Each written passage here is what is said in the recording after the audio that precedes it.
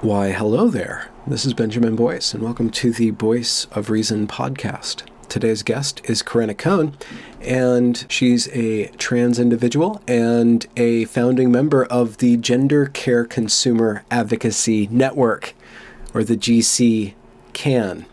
And they are a group of trans and detrans individuals whose main goal is to facilitate information reaching the hands of those who are caregivers or seeking gender care. Very middle of the road, fact-based advocacy group. And Corinna and I speak about that group and then speak more about gender ideology and gender essentialism, or the pursuit of an identity and how one matures beyond that narrow-minded pursuit. And she's been on my channel before. Excellent, stately individual. Great conversation. So here is Corinna Cohn. I need a green screen, obviously. Well, you don't need one. You're not a professional yet. Or are you? No. Well, I mean, it depends on professional what. I think I'm a professional trouble causer at this point. Oh, really? Good for you. And you're doing that successfully without Twitter. Yeah. But I shouldn't say that our group is doing it successfully without Twitter, because we did fire a shot on Twitter and it was responded to on Twitter. Nice. Or should we congratulate you? Was that the expected reaction? Well, the best reaction would have been if Teen Vogue had responded to us and said, if we got something wrong, will you help us clarify it? Right. We didn't expect to get that response.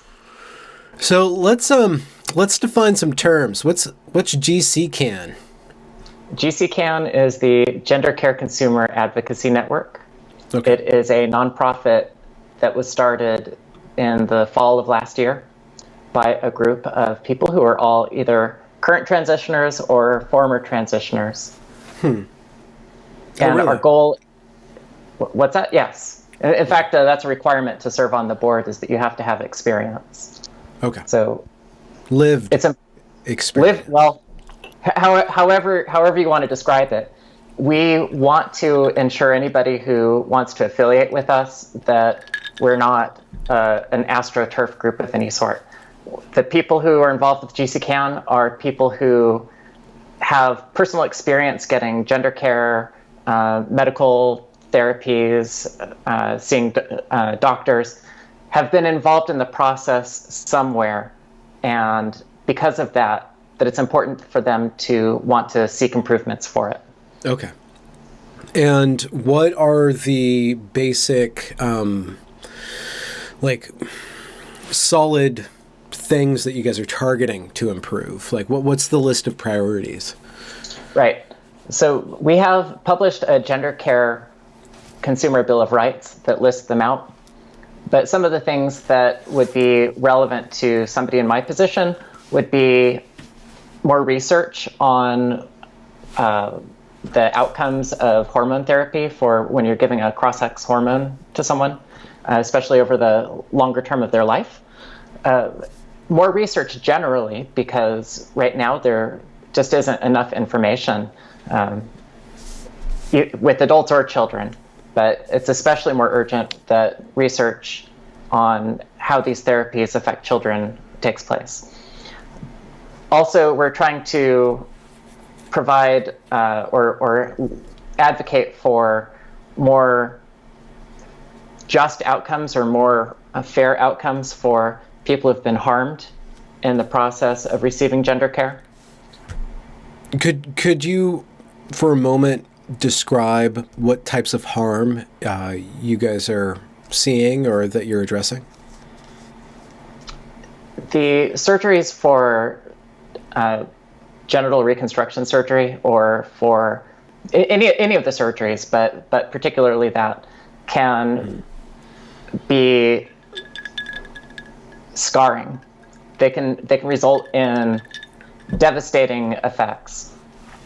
There's especially related to phalloplasty, which is when you try to construct a penis on a female's frame. Yeah. The skin is taken from donor sites around the body, and that can cause permanent disability by doing that. And the phallus that's constructed isn't guaranteed to work correctly.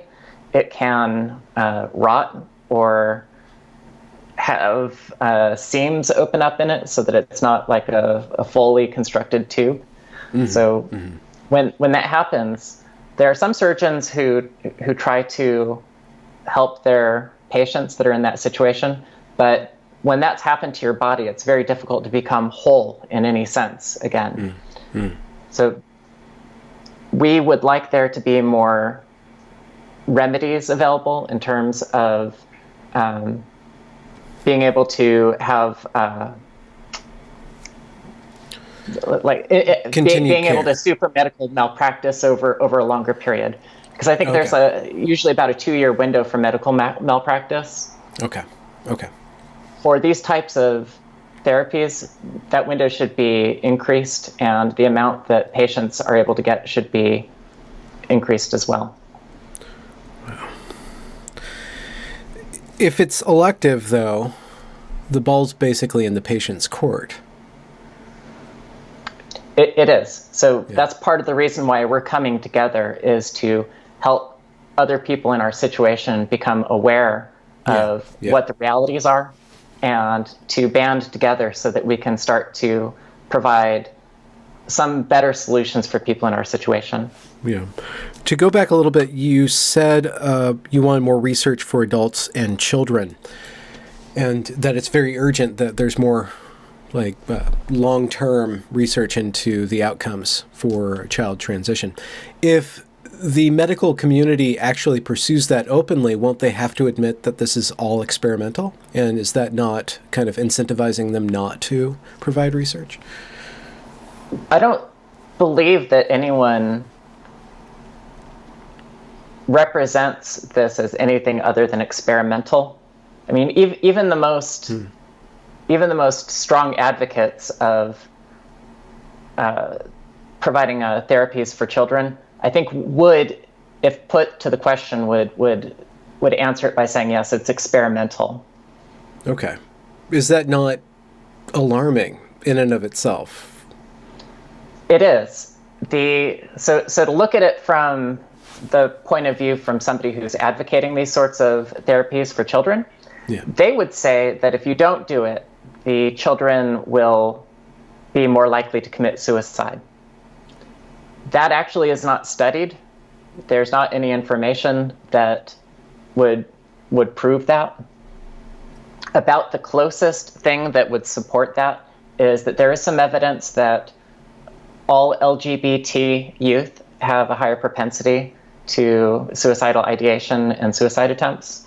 Mm-hmm. But there's not really anything that shows that over the long term that any of these therapies actually are useful for having positive outcomes for the patients that are undergoing them. Okay. But why would, let's say, Teen Vogue take up the mantle of trans youth and protecting trans youth, and specifically in the article in question, saying that anything short of affirmation therapy is conversion therapy? What do you think is going on there?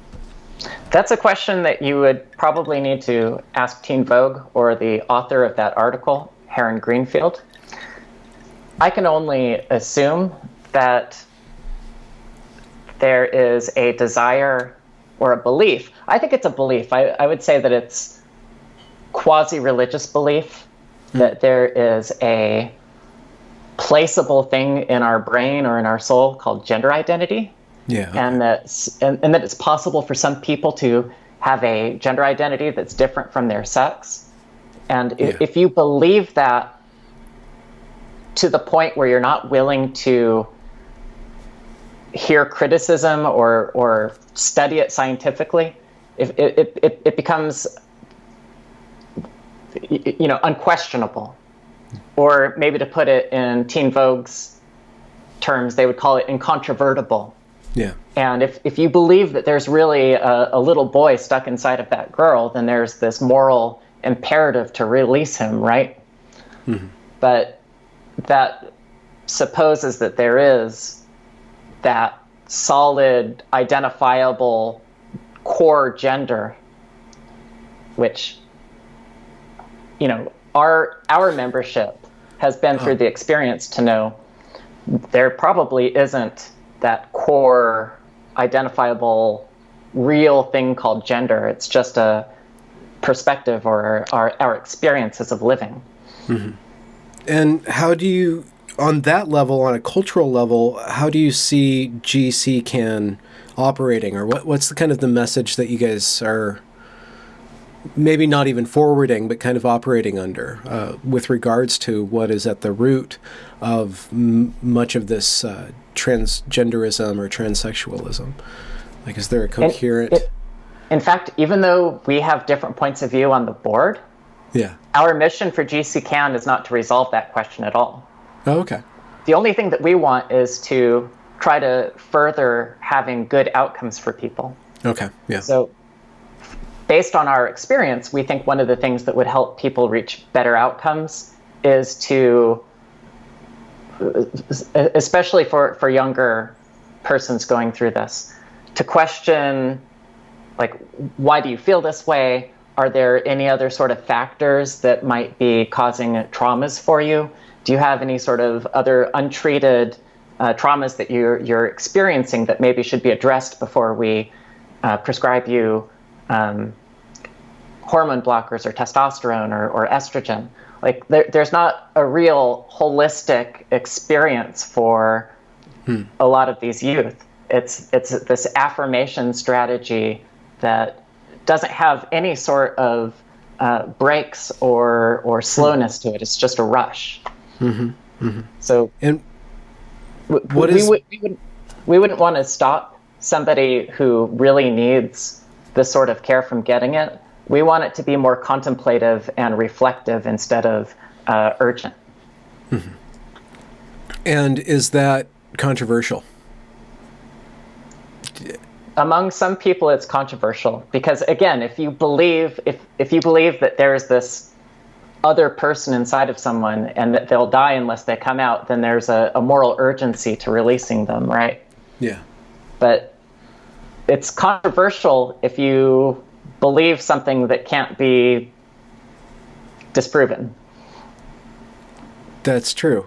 So you guys released a kind of an answer or a takedown of the Teen Vogue article, which was very pro-affirmative care to such an extent that they said that there's no need for dialogue on this, or they said that any dialogue on this is not dialogue. You can't question this. You guys wrote a very brief, dense reply to that, and what's been the response to that? It's been very positive. Yeah. We've had... So Twitter is kind of the battleground for a lot of the... I wish I could call it exchange of ideas. That would suggest that we have a counterparty who wants to engage with us. Yeah. But we've had a lot of the people who want us to succeed have shared the message and have approached Teen Vogue about it. Without mentioning us specifically, Teen Vogue has resurrected or reshared that article on their Twitter feed. Okay. Not only that, but in what seems to be some sort of coordinated social media exchange, Lambda Law also shared it, as well as Trevor Project. So we criticized them. We made the criticism public. And although we didn't get a reply from them to us, we believe that their reply to us was to start sharing that article again. And in fact, Teen Vogue excerpted one of the things that we criticized most strongly, which is their assertion that questioning this is that there's no dialogue. They excerpted that in a tweet and reshared their article. So we believe that's their answer to us. Okay. And so with regards to, I didn't recognize the other two associations that you mentioned, the Trevor Project and another one, are these, what are these institutions or entities? Trevor Project is a nonprofit that does outreach for LGBT teens who are at risk of suicide. So they provide I believe they provide a telephone number and a number of other types of resources to help LGBT youth. Lambda Law is a very well-established nonprofit, legal nonprofit, to help gay and lesbian clients. Okay. So both of these are firmly part of like the gay institution. They are part of the pillars of the community. Okay. And so, as an advocacy group, you have to wrangle with those advocacy groups, right, as well as the medical establishment. Are these groups in your way, or are they causing friction for you guys to not be able to reach the people who would be promoting this research? We're pretty new, and we're gaining momentum. I think when people understand what our message is, instead of just making assumptions because they read something in Teen Vogue, when people actually learn that what we're trying to do is achieve better outcomes for us, that we are advocating for ourselves and our peers to be healthier and whole, and that we're not trying to stop people from having access to care, that we're not teaming up with people on the right, when they actually hear what we're saying and they read our Bill of Rights, which is what we're using as the basis point for everything that we're doing, that they'll actually agree with us and that they'll come on board. Mm-hmm. And what's the tact then for getting your message out? Do you guys have panels and I guess websites right now, but are you guys introducing speakers or stuff like that? We had some plans for the summer before the current. In the before, we had plans. We want to bring people together so that we can start having these conversations. We think that as more people recognize that there's a need for trans care to change and to mature and to think about our long-term outcomes, that people will want to join the conversation and help us achieve our objectives. Okay. So in a sense, the conversation, it has moved very rapidly, and I've spoken with a number of guests who have brought up the fact that over the last 3 or 5 years, the trans issue just blew up, just out of nowhere. It took 60 years for gay marriage to come about. Now in 5 years, we're medicalizing children. And there's been no time to really let it sink in. So I guess in a way it seems hopeful that we're moving into kind of a next phase, or if we put the right pressure on the conversation or at the right inflection points, we can move the conversation towards a more considerate, less activist centered rhetoric. Is that? And it's going to move that way, Benjamin, because now that parents are getting involved, one thing that is absolutely true is that a parent's love for their child is, the bond is so strong that it surpasses politics and ideology. The parents want what's best for their kids. Mm-hmm. They're going to get past the message that of transition or die. They're gonna get past that. They're going to look at their kids getting into their 20s, into their 30s, and they're going to start saying, well, how can I make sure that maybe my baby who's 8 or 9 right now, how do I make sure that 20 years from now they're able to be a well-adjusted, happy adult? Mm-hmm. We're not sure that for every one of these children that puberty blockers or early hormone interventions or early surgery is what's going to help that child be healthy and happy and as an adult. Maybe in some cases, but as widespread as it's been happening over the last 5 years, as you've observed, we know from our own personal experiences that we needed more of a chance to reflect and understand the trade-offs and the repercussions of undergoing these treatments. And where can let's say, a teenager who's suffering a lot of gender distress, let's just say, where can they go to find information of this sort? It seems like, from my perspective, that Reddit does have some growing offshoot communities, but the main communities are very affirmative, very strong. And that's just a sample of one website that youth will be interacting with. Where are some other places for them to go? Or, better yet, what are some questions that you would have them ask? The communities that need to exist to help balance the message of affirmation, I'm not sure that they really exist yet. That's one of the things that we need to start building. Okay. What do young people need to consider? Well, I started my transition when I was, depending on what you want to consider the start to be, I started hormones at 18 and I was already starting transition at 17.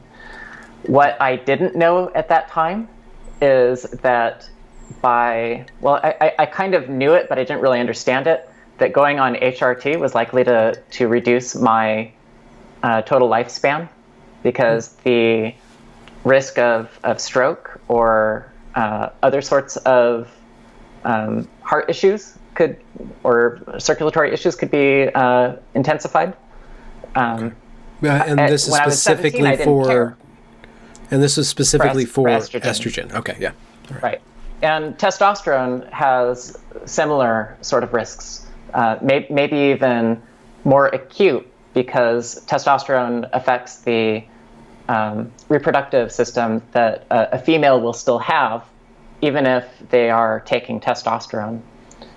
Whereas on a male body, everything's mostly external, so it's not... Basking in the glow. Basking in the glow? I don't know. I guess of the hormones that are being shot into the bloodstream. I don't know. Oh my gosh. Sorry. At any rate, it's a trade-off. So if you're starting hormones so young, yeah, one individual maybe might still make it into their 70s or 80s. If you look at the whole population, we should expect that whole population will have a more reduced lifespan. Do you have any figures or estimation of how much, like 10 years, 5 years, 15? It's not really clear. Yeah. Part of the reason is that if you want to study a population like over their lifespan, if somebody starts hormones as a teenager, what's the change in their average life expectancy? Yeah. That's really difficult to study because there's not a population yet for that. Yeah.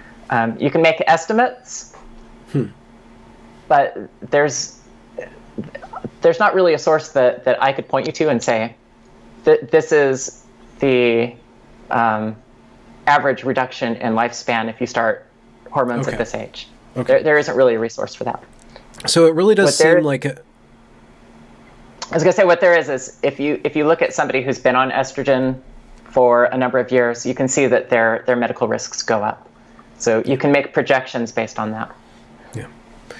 So in a sense, it is a value proposition. Do you want to live a long life, or do you want to live, in the case of you accepting gender ideology or the belief that gender is a essence of yourself, would you rather be your true self or not be your true self longer? So I guess in a certain frame of reference, I'm just trying to understand the justification of shaving off your life. And it seems to be, well, I will be living a more authentic life then.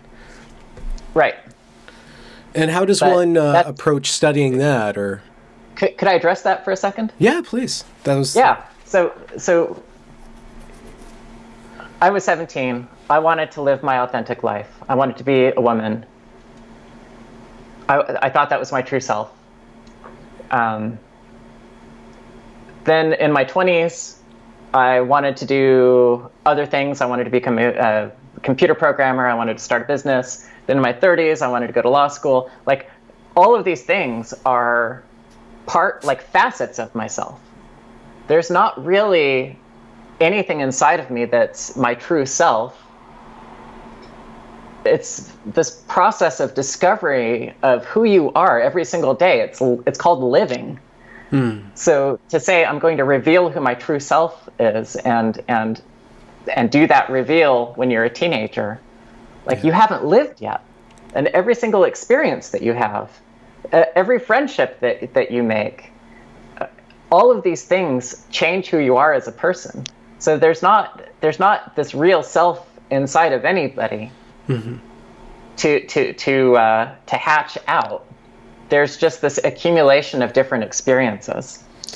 Well, if you wanted to become a lawyer, you go to law school. If you want to become a woman, don't you just go to women's school? In a way, and I'm devil's advocating here for, if you want to become something, then you go through the process of becoming that. So what's the difference between 8 years of super rigorous schooling or 8 years of super rigorous retraining your body, your mannerisms, and fiddling around with the hormone concoction in your bloodstream? Well, the most obvious difference is that you aren't required to take medications or have surgeries to be an authentic lawyer. Okay. So you don't have to make irreversible, lifelong choices to accomplish becoming a lawyer. And these choices really are irreversible, even when they say you can stop taking hormone blockers. But already by having taken them, that's changed the direction that you're going. Yeah. That's a permanent change. So we've spoken about this before in our first interview, and it's been 1.5 years, I believe. But I would like to open this up if you're willing to. How did you find a balance in the pursuit of, I guess, manifesting your femininity? Like, how did you mature in that attainment of that, or the fulfillment of what was inside of you in that direction?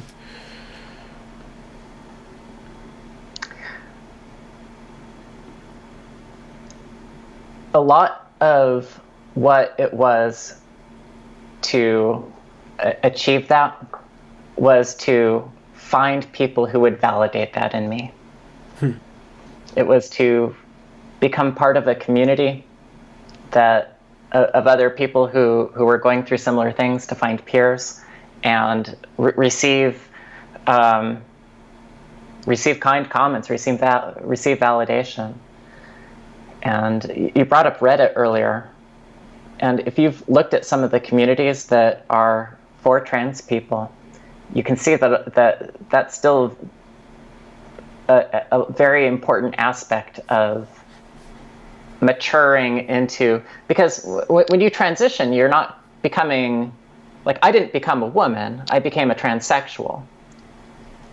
So to manifest femininity was not really actually to become female, it was to become transsexual. I at the time that I was going through that, that's not how I understood it to be. I thought that I was actually becoming my true self. I felt like I could become less guarded because I didn't like trying to pass as a man. I didn't like trying to fit in with men. So there was a release of that pressure of having to perform that sort of masculinity. But in terms of like growing to becoming a woman, it was really receiving a lot of input from other people. That's what was happening. Yeah. There's a pattern on Twitter, and I haven't seen it recently, but I noticed it, that every Sunday the LGBT youth would get together and get a hashtag trending. And it was some statement, LGBT pride, or, just some like hashtag. But it was basically a bunch of kids looking sexy into cameras. Like, it was basically just a way of getting validation. And I think that while that validation is very natural and very important for a certain rung of life, I think that it can get people stuck. And part of what I've been observing outside of trans issues, and part of my way into it was by studying the personality, not disorders, but the very big personalities that are involved in activist culture. And so I guess to bring this to a question, how does one avoid taking that affirmation from a peer group the wrong way? And how did you mature, if you have, beyond that? What are some of the things that you've found that have regulated that aspect of being a person? I think the core of it is to do something, to have a hobby. So when you're online, you're not doing anything. When you're on Twitter, when you're on social media, on Instagram, you're not doing anything. You're participating in this weird sort of environment where there's a lot of judging and recognition, and then shame, or hurt building, right? But it's not doing anything. Yeah. So just like you have to go outside and do things. Yeah. You have to meet people and have some sort of project that you work on together. You have to have some sort of mission that drives you, where you get validation because you're accomplishing the mission that you set out to do. And not that you're getting validation because somebody online told you that you look great, or that you posted a funny meme, or that you that the insult that you directed at somebody was really great. Yeah. Right. That's an unhealthy sort of validation. But anybody, it doesn't matter what they believe or their alliances or ideologies or anything. Anybody can become healthier by just getting involved in something besides the internet. Okay. Just like a protest. Just do something. Maybe. Like a protest. Right. Go build shields. You're making something with other people. Milkshakes, and then you throw them. Right. Right. Well, but more seriously, so we talked about regulating that aspect of your life of finding validation in the eyes of others, and maybe finding validation by the wayside of learning a mastery and then having what you create be validated, which is one step removed, but at least you're wrangling with a material or a process or a group. So in respects to activism, because your group is an advocacy group, how does one be a mature activist? What is the way of forming a good, healthy group that is targeted towards social change? You're going to have to schedule another interview in a couple of years to ask that question, because we are still in the infancy stage. We are still learning all of that. Okay, so what do you guys hope then, folks, with an X, hope, to achieve? We really just want we want our peers. We want who we call gender care consumers, but they're just trans or detransition people like us. We just want people to have opportunity to understand our choices better, so that we can plan for our futures more, and so that when things go badly for us, that we have better outcomes, that we're able to attain better outcomes. Do you perceive, I interviewed Scott Nugent day before yesterday, and he said that he expects a big backlash in the form of lawsuits. Are you concerned about any sort of backlash against the rapid push towards affirmation and the rapid onboarding of young people into medicalized transition pathways? Or are you worried about that? Do you think that will course correct on its own? I'm worried about it in the sense that the people who are going through that right now are not going to have all of the remedies they deserve to have at the time that might want to file the lawsuit, because there are pretty tight windows on malpractice. Yeah. Okay. So somebody who's 13 or 14 years old when they're starting might not be able to have the remedy available of bringing a malpractice suit by the time they reach the age of majority. Do you expect the medical profession to understand whether or not they are participating in malfeasance or malpractice on this issue? And what do you think are some of the paths towards getting doctors on board with a better form of care? When care providers, especially the ones, let's divide them into two categories just briefly. Okay. There are maybe the leading edge ones who've been pushing this for the last 10 years or so. Yeah. Or when I say pushing, providing services to the trans community as their main focus, right? Yeah. And then there are others who maybe have pre-existing relationships with their patients and want to use that sort of guidance to help them. I don't have a lot of faith personally that we're going to influence the first group. That first group is,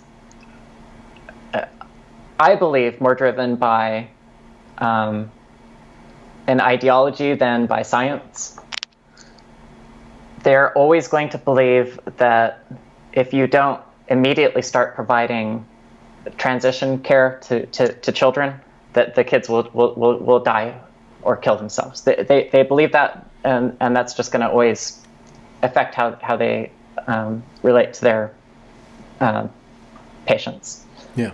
That second group, who they're out there seeking guidance, they're seeking ways to help their patients. They're going to want to hear the stories of our membership. They're going to want to hear, okay, hey, when you said that I could have a double mastectomy when I was 15 or 16 years old, that wasn't the right approach. Learn from my experience, and before doing that, look for other sources of trauma. Look for other non-surgical interventions to see if those can be tried first and relieve any of the gender dysphoria. Like, look for less traumatizing, less permanent treatments before jumping to something that can't be reversed easily. So I really believe that second group is going to hear what we're saying and maybe tap on the brakes a little bit for the people who are getting services from them. Do you folks have any strategies, or do you know of any strategies to get your information in front of that group of medical professionals? We've been doing some networking. Yeah. It's like when we started, we were like, we're going out of the gate, we're going to do all of these big things. We're going to put pamphlets in every single doctor's office that's going to explain like what you should think about before you should have the surgery. And those are becoming longer and longer term as we become more realistic about what it's going to take to make this change. We want to do that. It would be great if somebody who's considering, if a teenager who's considering a mastectomy could download a pamphlet that wasn't coming from a really biased source, that was coming from people who've been through this, that says, hey, you're not wrong for wanting to do this. You know, we don't consider this mutilation. We don't consider this, stealing our children or anything like that. If that's what you need to do, but understand that this is part of the experience of doing it. Like, it's, here are some of the surgical things that might go wrong. Here are some of the things that people have gone through it. Think about it 5 or 10 years from now. Like, reflect on some of these, on a little bit more of this information. Instead of focusing on maybe the YouTube star who has 1 million followers and needs to keep projecting a certain sort of image. Yeah, you'll get there, Benjamin. You caught that. I was trying to do that when you were looking. You'll get there, but you won't be doing it by telling people to. You're not doing it through a transition story, right? Not yet. Not yet. Well, when you are doing GC Cam. Yeah. there's this real idealized sense of what it is to be trans, especially for trans teenagers. The reality is a little bit more gritty. There are some really good things about being trans. There are some difficult, at times, things about being trans. There's a whole picture to understand about these choices. Yeah. And we want people to be able to make their decisions understanding the whole range of experiences and outcomes instead of just like the most idealized outcome. Mm-hmm. And that's basically it. Yeah. That sounds like a very realistic goal, though there's plenty of work to do with regards to that. Bringing up the concept of an idealization of what it is to be trans, there is this level of a lack of a novelistic understanding of what a human being is, which is my aim in producing these interviews, and something that you brought up just about, just kind of expanding yourself and like saying, oh, I was focused on this goal, but then I had a bunch of different other experiences. And it seems like there's an aspect of this, and I think that it's really strengthened because it is framed in terms of activism with all the urgency and the aphoristic, distillation of complex ideas into, let's just say, trans women or women or something like that. Like there's this really powerful, iconic drive and idealism that's wrapped up into even the idea of what it is to be a woman from the point of view of a male that's striving for that or is caught in trying to separate himself from himself in order to achieve something else. And I guess the only way to, or maybe there's other ways to experience that, is exposure to time. And that requires the release from urgency and the reintroduction of patience in some way into our life, which so much of our world is oriented towards impatience. Yep. And you can't teach an impatient person patience. That has to be learned, right? So what we can do is at least provide some role models. Yeah. I'm hoping that there are some younger trans women who look at me and say, I'm living right now what she did 20 years ago. Yeah. Maybe hearing something like, stop participating in trans communities so much and go build something. Maybe if I can be a role model and somebody can hear that, maybe that will help set them on the road to patience, maybe. Yeah. Or just becoming more fulfilled from things besides trying to accomplish an identity. Yeah. Yeah. Accomplishing an identity. It's a fascinating concept. And once you kind of get older, you're like, actually, it doesn't really accomplish anything. I mean, other than like a brief moment where it makes sense of myself. But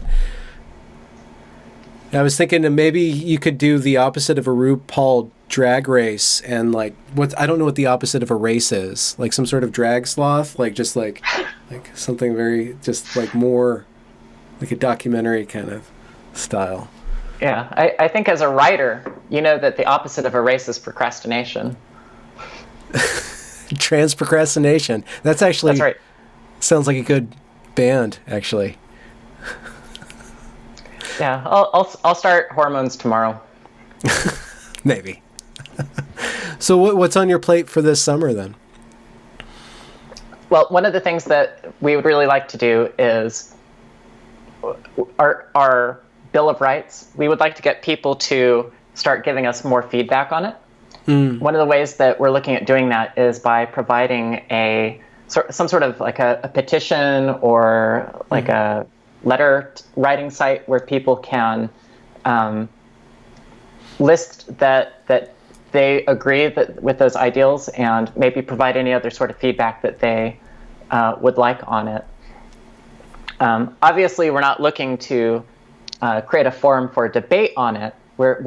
As an advocacy group, what we're really trying to do is find our peers and organize our peers. We're not trying to specifically go out and change a lot of minds, but we do want to find our peers more of them and be able to build this momentum so that we can start having more tangible worldly effects. Right now, most of what we've done, besides the Bill of Rights, is that we've responded to a couple of state legislators who are trying to, what we think, wrongly regulate access to therapies for trans youth. We think they're way too heavy-handed and not respectful of the experiences and needs of the patients. So we've written some critical press releases for that. Okay. But what we'd really like to do is start making more tangible real-world changes. Mm-hmm. Yeah, that wrong regulation is a key contention that could be a grounding for coalition building with those whom are threatened by you at this point. What are your thoughts, if you have any, on that recent kind of regulation from the federal government? I didn't do too much research into it, and if you didn't either, but it'd be nice to have your input on how you think trans rights or trans medicalization could be better regulated and how that is different from how it is wrongly being regulated. We're looking into it. We know that last month, two really important things happened. One is that the Trump administration defined sex as not gender identity. So as part of that, they said that any sort of protections for patients that are based on sex cannot be extended to people based on their gender identity. And that is not great for people who are in my position.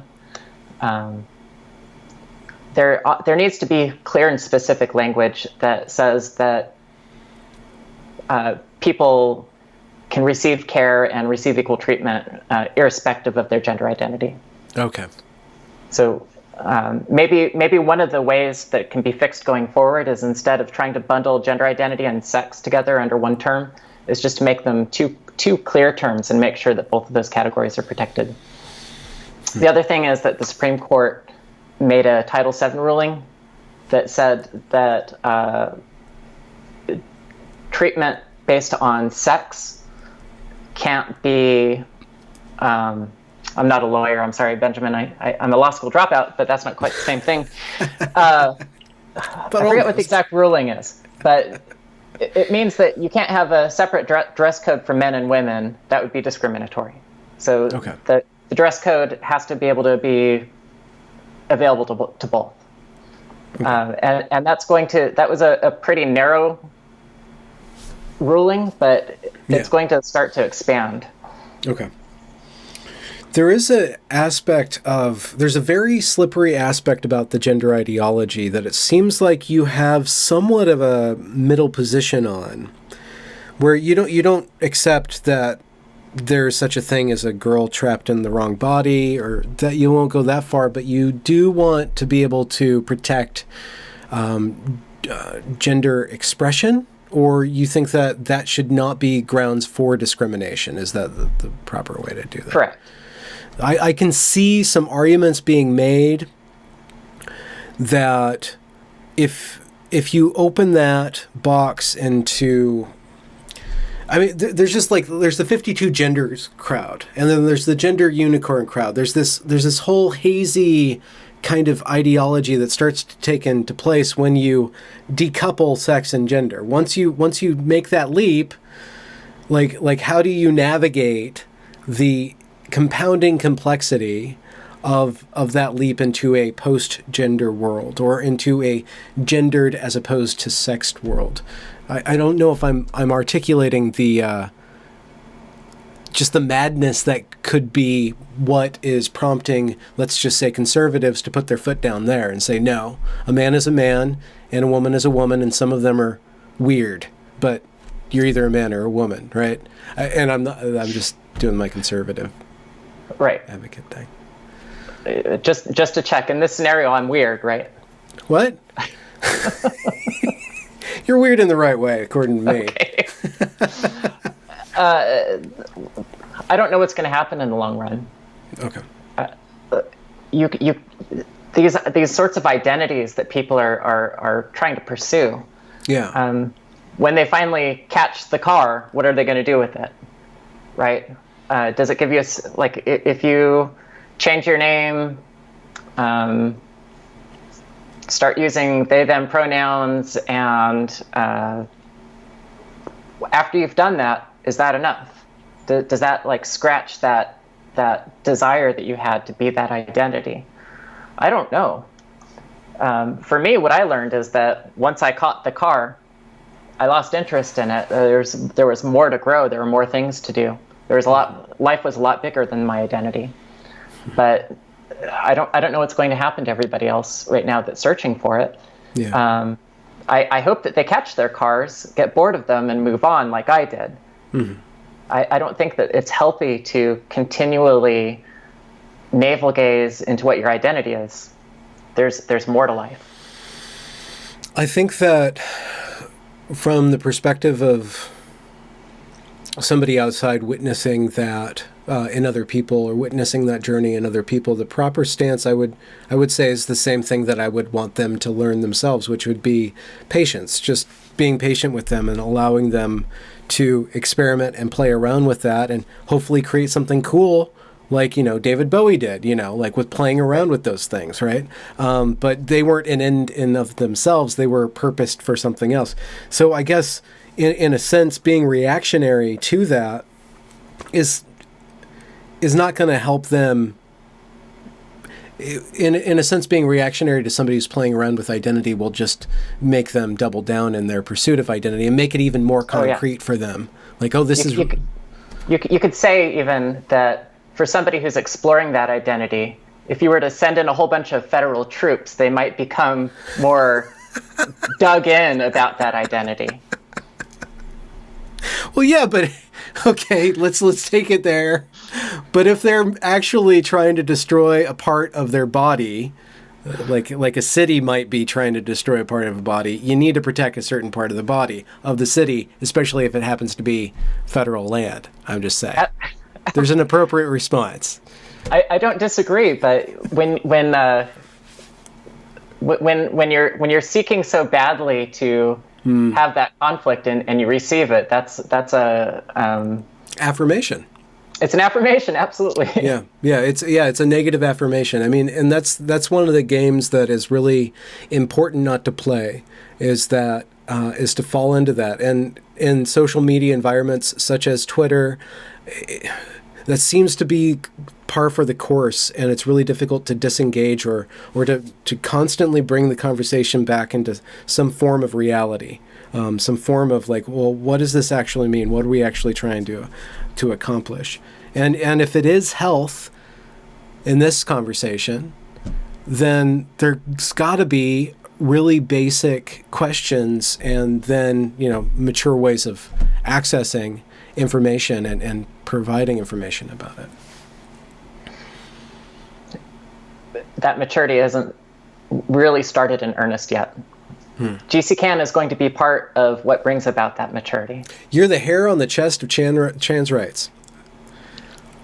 Yes. That was a puberty joke. I'll have to cut that one too. I'm sorry. I feel too relaxed around you. My Twitter persona is coming out. No, I'm not offended by that. Okay. Do you have anything fun to tell me about yourself? I recently got into bicycling. Whoa! So I'm getting outside, I'm exercising. For anybody, you can't discount the importance of keeping your body in a healthy state, right? Yeah. And so even though I'm already taking estrogen and have increased my risk of stroke, offset that by getting outside and exercising a little bit more. Well, isn't that good for the vascular system or the circulatory system anyways? So it is. And I hate to sound like an old person, but you can't say this without sounding a little bit old. I want to live for a long time. Okay. I want to be healthy for a long time. And you take it for granted when you're young that you're just going to be healthy indefinitely. Yeah. But at some point along the line, you have to start making deliberate choices about your health. So getting a little bit more exercise is part of that. And it's pretty fun to go out and learn about a different side of my neighborhood that you don't really take in when you're driving in a car. Yeah. Is there resources for male bodies on estrogen? Is there like extra, like, is there knowledge on like different dietary changes or exercise regimens or stuff like that? Is that another area that hasn't actually been explored of how to maintain? To my knowledge, there hasn't. When I go out and Google and look for that, I find anecdotal information, or maybe there is research on like trans bodies, basicto, but oftentimes the sample size is small, or the methodology is questionable. So it's really hard to even take the conclusions very seriously. Yeah, it's such a frontier. That's a great word for it. Yeah, I mean, and it really does speak in a sense to the values of the culture that has stumbled into this place, is that we're always looking for a frontier, in a way. It's that spirit. Well, we're basically the radical moderates on this issue. Yeah. And saying, we're probably going to piss off everybody, because we're not saying that children or teenagers shouldn't transition. We're saying it should be the most deliberate, careful step you take. You should rule out, like, it should be the last step that you take if you've ruled out every other choice. But if you're going to take that step, it needs to be working with people who are going to help you plan the journey instead of just kicking you out the door. Yeah. So we're not going to make anybody happy, because we're not anti-trans, we're not anti-therapy. We're just saying do it in a measured way. Yeah, what a pain in the ass. It's a really weird time to be living in right now, because not being an extremist is almost puts you outside of the norm, right? Yeah. I think one of the most punk phrases right now is, "I'd like to hear both sides of the argument." So that's what we're trying to do, is just say it's not even an argument. Our experiences are complex. Like it's not a shiny toy. It's like there's rust.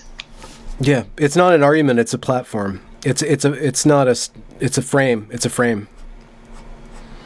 And I think that's lacking, and I think that one of the detriments of activism is that it overreaches, and at some point the loud voices need to go to the back of the room where the actual issue can be addressed, and hopefully we can see that happen, and watch people get less entrenched in their beliefs and more on board with figuring out what's going on and how to help. I'm not just your channel, but others like it, Benjamin, give me hope that there are people who want to have conversations or hear different perspectives, that their minds aren't completely set on there only being one correct outcome. It doesn't really matter how to put this. I want to be able to have conversations with people without having to sort them into evil or good categories. I just want to hear what somebody's experience or perspective is without having to prejudge them. Yeah. And it seems like we're losing that to some extent, but I maybe think it just feels that way. I have a lot of optimism that people get bored of, no, people like to just be assholes to one another. I guess that's just a universal constant with regards to human interaction, but I think that there's a lot of territory to be mapped that's outside of the MMA ring or hexagon. I don't know what they use, like fence. of some sort? I don't know. That's fighting. That's not a girl thing. Out of the cock ring? No, that's I meant like where the roosters. Okay. Sorry about that. That's okay. You might want to cut that one. Third time's a charm. I'll just put it uncensored in the title of this. Well, great. So you guys are doing, are you guys going to do some Zoom chats, stuff like that, online chats, more things like this? Get a panel going? We did one. Apparently live streaming is a little bit more difficult than just turning on software. Who knew? Oh, yeah. Obviously, you know. Oh, yeah. We're learning it. We finally got one of our streams off the ground and had a fantastic conversation. It was really just talking about our Bill of Rights and about why it's important to us. Okay. But I believe we're going to be doing another live stream to talk about specifically the Teen Vogue article, our response to it, and their response to our response. Yeah, yeah. So you guys have a channel then on YouTube or some other video platform that I can link? It's on YouTube. You can find it just by searching for GCCan. And I'll link also your website and possibly the GCCan Twitter if there is a central media. Yep. We have Facebook. Official GCCan. Oh, official. Official. Right. Well, the unofficial one was taken. Oh, okay. You do. I shouldn't say that. I shouldn't say that. I need to get right off this call and go register that. Okay. Well, thank you so much, Corinna, for coming back on. I'm glad we had something to talk about to get you back on here, but it's always great to talk to you. Yeah, I've missed seeing you on Twitter, but I'm out and doing other things now. Yeah, that's okay. You're probably in a better place, as they say.